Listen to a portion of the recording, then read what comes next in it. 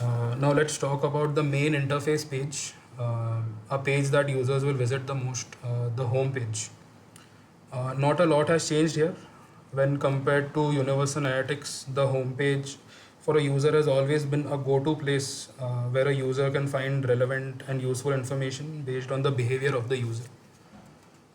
By that, I mean that the homepage will change as per your interaction with your Google Analytics platform. For example, if you regularly look at the total revenue metric in reports, GA will add a tab to your overview card. This is the overview card right here, with how many or how much revenue changed in the past 7 days.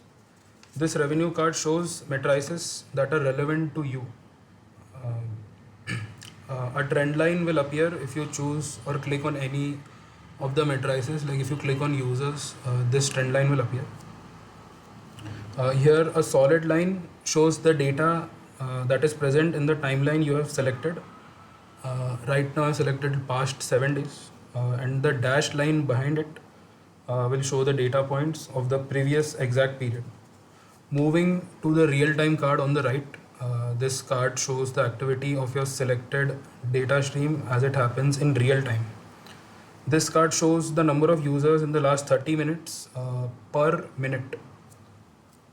In this report, you can use the drop-down menu to choose from a number of dimensions and matrices.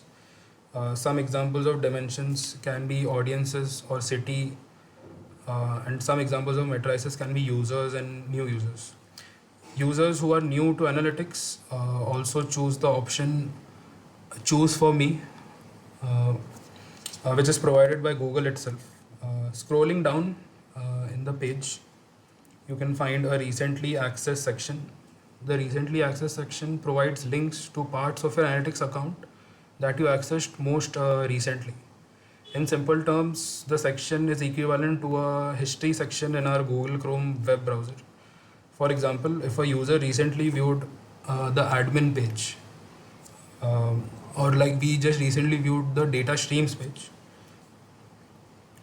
in the previous section of the webinar, Google provides us with a link to the data stream page along with when we last visited the page, which was just now.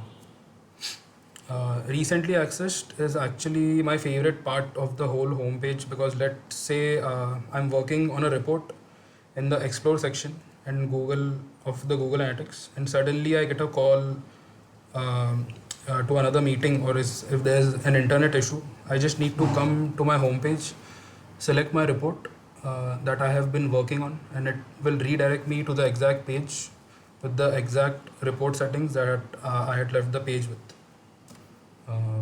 Scrolling down a bit, we can now find the suggested for you cards. These cards are targeted to the new users who have created a new property and haven't viewed any card.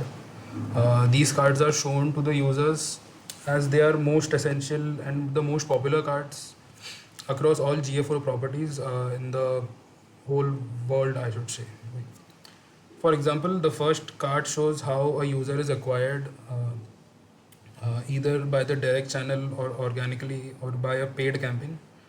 The event card, for example, the event card shows how people are interacting with your website and or your application. The items purchase card shows how many items were sold with their item name, which will help you in monetizing your products in a better way, the data driven way. In the bottom right of the card, you can see view items or view acquisition, which will redirect you to the full report. Scrolling again to the bottom of the page, we can see the insights and recommendation cards. These cards are generated by Google itself with the help of its high level of machine learning and artificial intelligence, which helps us, agencies and you users, to see unusual changes, emerging trends, and many useful insights about your website and application. You can also use the expand icon here on the bottom left of the card to get more information on the insight card.